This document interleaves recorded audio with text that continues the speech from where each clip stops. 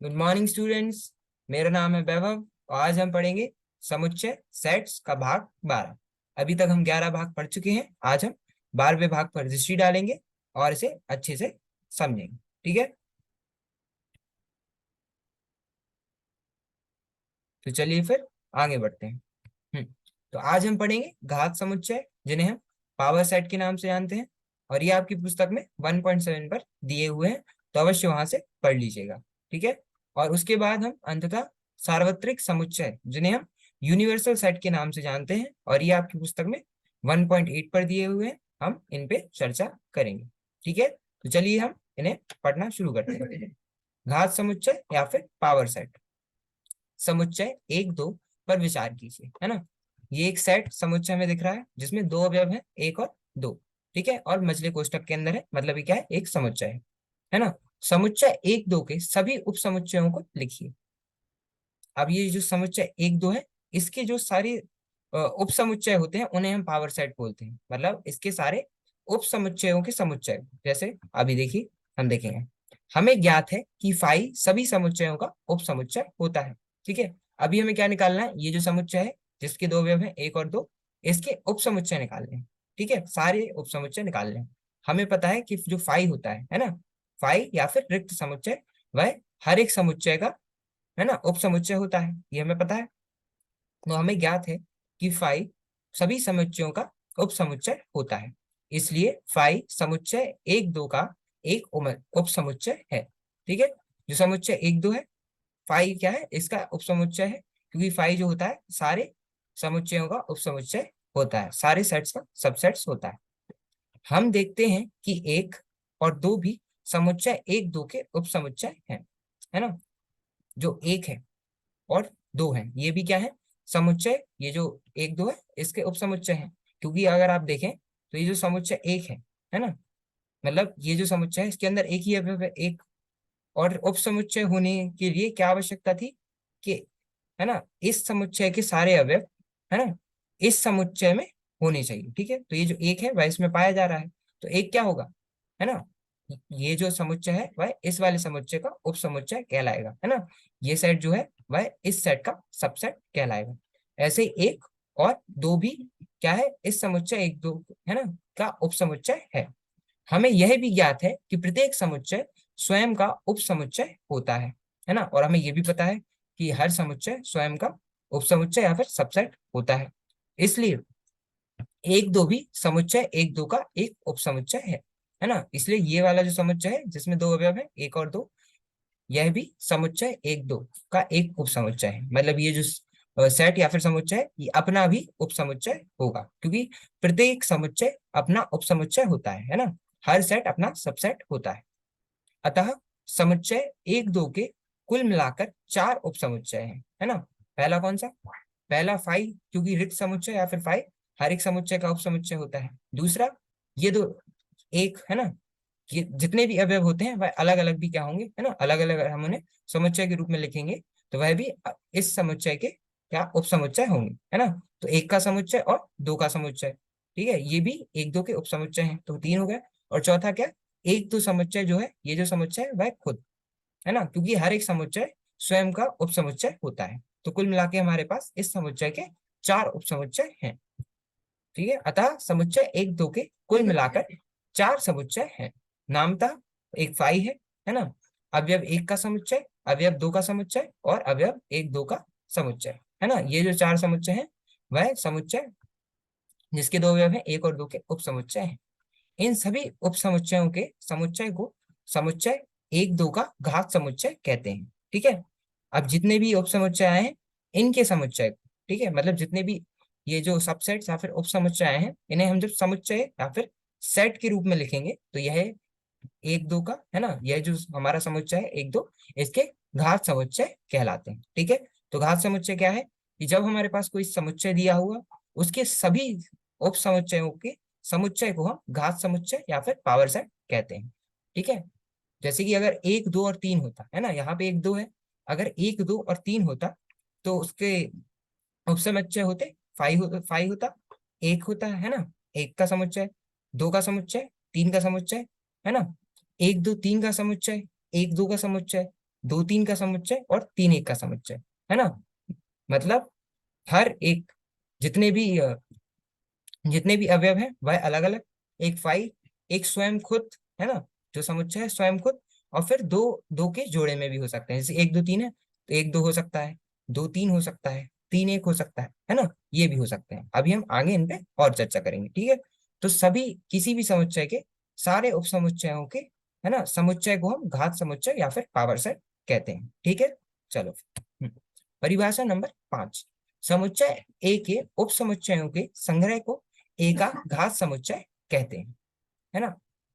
जैसे कोई समुच्चय ए है, उसके उपसमुच्चय के संग्रह को हम उसका घात समुच्चय कहते हैं। जैसे कि अगर ए समुच्चय है ना, अभी हमने पढ़ा, ऐसे अगर कोई ए समुच्चय है जिसमें दो अवयव है, एक और दो, है ना, तो इस समुच्चय के जितने भी उपसमुच्चय होंगे, जैसे एक दो जो अवयव है ना, इस समुच्चय के इसके उपसमुच्चय क्या होंगे, फाइव, एक, दो, है ना, और एक दो, ये हमने अभी देखा, है ना, कि ये जो समुच्चय था जिसके दो अवयव थे, एक और दो, उसके उपसमुच्चय क्या होंगे, एक फाइव होगा, है ना, एक का समुच्चय, दो का समुच्चय और एक दो का समुच्चय, मतलब स्वयं वह समुच्चय भी अपना उपसमुच्चय कहलाएगा, ठीक है। तो इन सभी उपसमुच्चय को जब हम एक समुच्चय के रूप में लिखते हैं ना, समुच्चय क्या होते हैं, जिसमें सारे अवयव जो है वह कॉमा से, है ना, कॉमा से पृथक किए गए हों और मझले कोष्ठक के भीतर लिखे गए हों, ठीक है। तो जब हम इन समुच्चयों को समुच्चय के रूप में लिखते हैं तो यह इस समुच्चय के पावर सेट या फिर घात समुच्चय कहलाता है। इसे हम पी ए से निरूपित करते हैं, ठीक है। घात समुच्चय किससे, पी ए से निरूपित होते हैं। पी ए का प्रत्येक अवयव एक समुच्चय होता है, ठीक है। पी ए का जो प्रत्येक अवयव है वह खुद में ही एक समुच्चय होता है ना, हम इसमें अवयव नहीं लिख सकते, जैसे एक दो लिख दिया, नहीं, इसमें जो जितने भी अवयव होंगे वह स्वयं अपने आप में एक समुच्चय होंगे, ठीक है। अतः उपयुक्त विवरण में यदि ए इक्वल्स टू वन टू का है ना का समुच्चय है, तो घात समुच्चय या फिर पावर सेट ए का क्या होगा, फाइव, है ना, समुच्चय के अंदर दो, समुच्चय के अंदर दो, सॉरी, समुच्चय के अंदर एक, समुच्चय के अंदर दो और समुच्चय के अंदर एक दो, और ये सभी एक समुच्चय में होंगे, तो इन्हें हम ए का घात समुच्चय कहेंगे, ठीक है। इसमें कोई दिक्कत नहीं ना, चलो। यह भी नोट कीजिए कि n P A equals to, अभी देखिए घात समुच्चय की संख्याएं कितनी होती हैं, है ना। तो हमें कैसे पता चलेगा कि अगर हमारे पास दिया हुआ है कि ये समुच्चय है ना, इसके उप समुच्चयों की संख्या कितनी है बिना उप समुच्चय लिखे हुए, है ना। तो जैसे इसमें दो अवयव हैं, ठीक है, तो दो की घात एन होता है, मतलब जो सूत्र है वह है दो की घात एन। अगर हमें घात समुच्चय के, है ना, घात समुच्चय की संख्या का पता करना है तो उसे हम एन पी ए के रूप में लिखते हैं। पी ए क्या हो गया, ए का घात समुच्चय, है ना, और एन हमें ये बतलाएगा, जब हम एन और एक कोष्ठक के अंदर पी ए को लिखेंगे कि मतलब घात समुच्चय की संख्या कितनी है, ठीक है।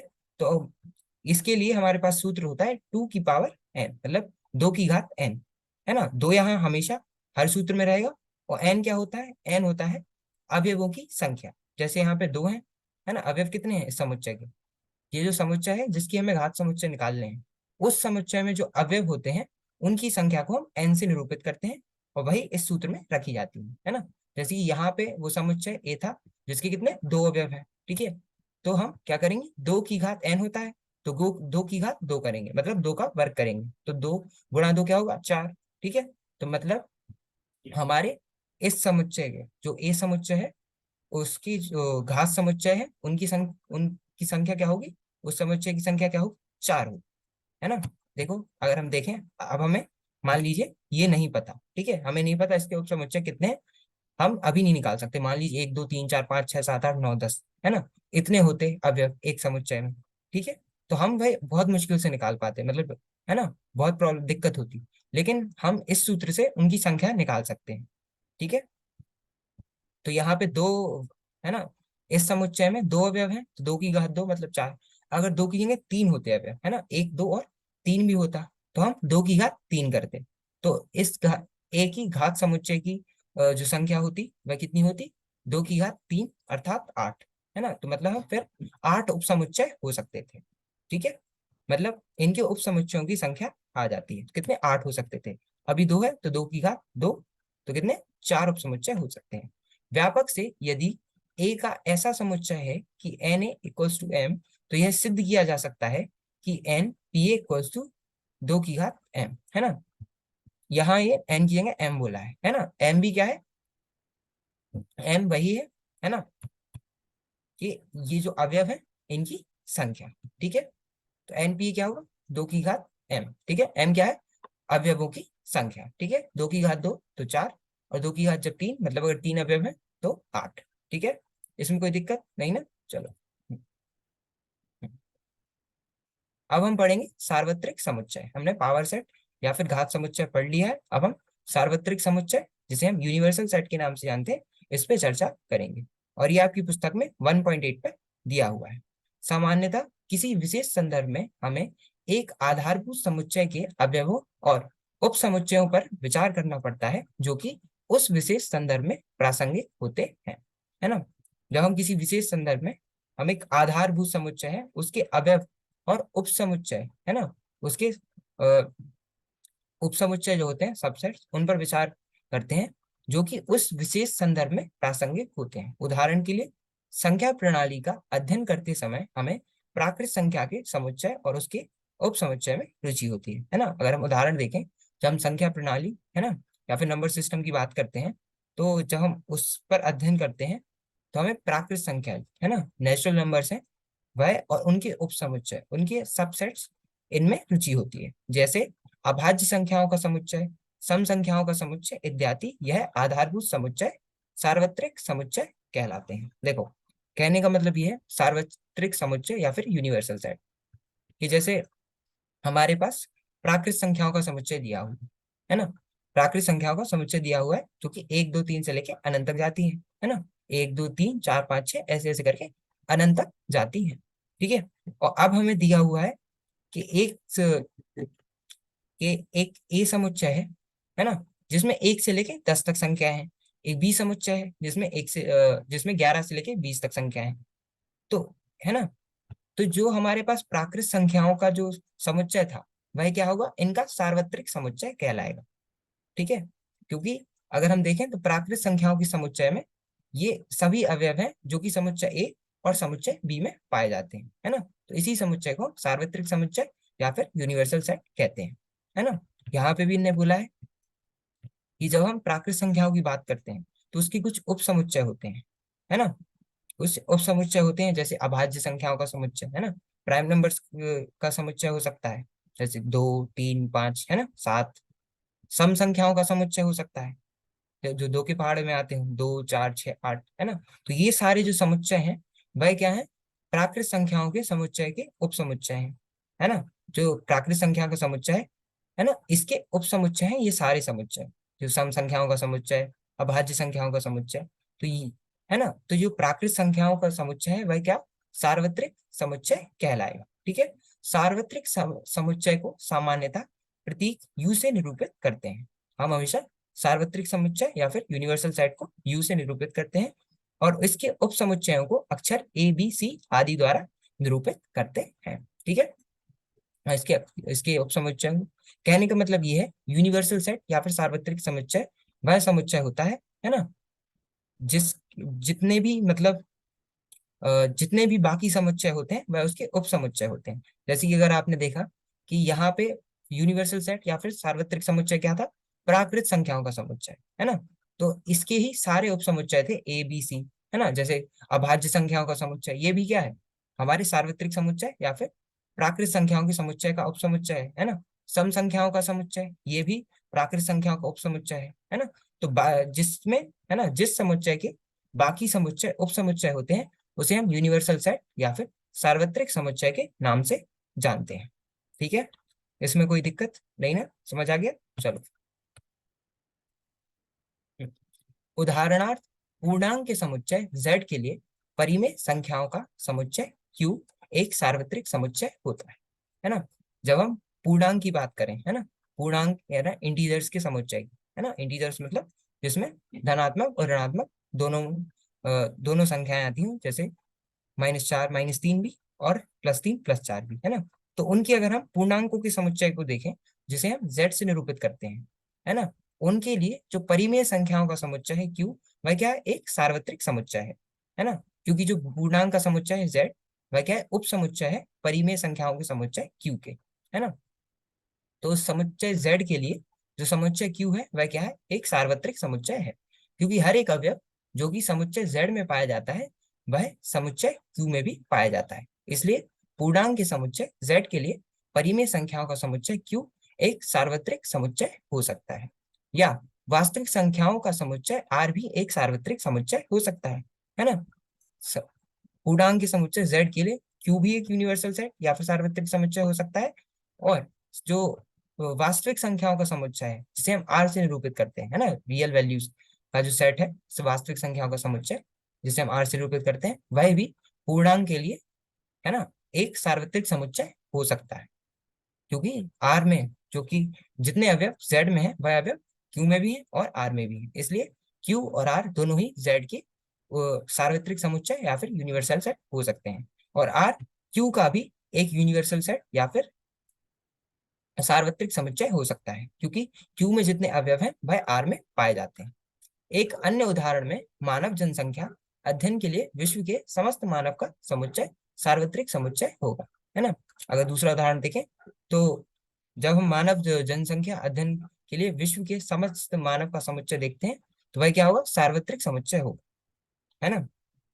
कि अगर इंडिया में जितने लोग हैं, है ना, इंडिया में जितने लोग हैं इनका अगर हम समुच्चय करें और इसे हम आई से निरूपित करें, है ना, और विश्व में जितने लोग हैं उन्हें हम डब्ल्यू से निरूपित करें, ठीक है, तो आई समुच्चय के लिए जो डब्ल्यू समुच्चय है वह क्या होगा, यूनिवर्सल सेट या फिर सार्वत्रिक समुच्चय होगा, ठीक है, इसमें कोई दिक्कत नहीं ना। ठीक है, तो हमने आज सार्वत्रिक समुच्चय जिसे हम यूनिवर्सल सेट बोलते हैं, और पावर समुच्चय जिसे हम घात पावर सेट जिन्हें हम घात समुच्चय के नाम से जानते हैं, इस पे चर्चा की।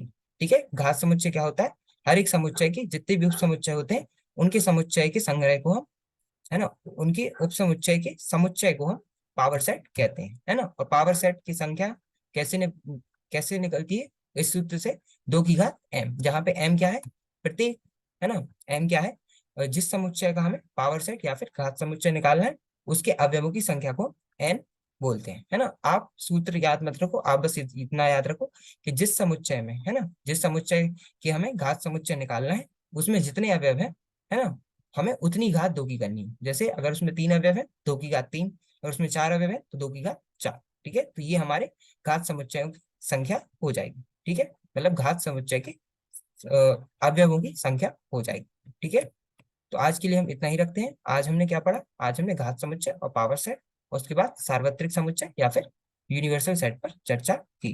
ठीक है, बाकी अगले भाग में हम वेन आरेख जिसे हम वेन डायग्राम्स बोलते हैं, है ना, जो कि आपकी पुस्तक में 1.9 पर दी हुए, तो अवश्य वहां से पढ़ लीजिएगा। और उसके बाद हम समुच्चयों पर संक्रिया, है ना, ऑपरेशंस ऑन सेट्स, यो और वो आपकी पुस्तक में 1.10 पर दिए हुए हैं, तो वहां से अवश्य पढ़ लीजिएगा। ठीक है, तो आज के लिए हम इतना ही रखते हैं, मिलते हैं अगले भाग में। धन्यवाद, थैंक यू।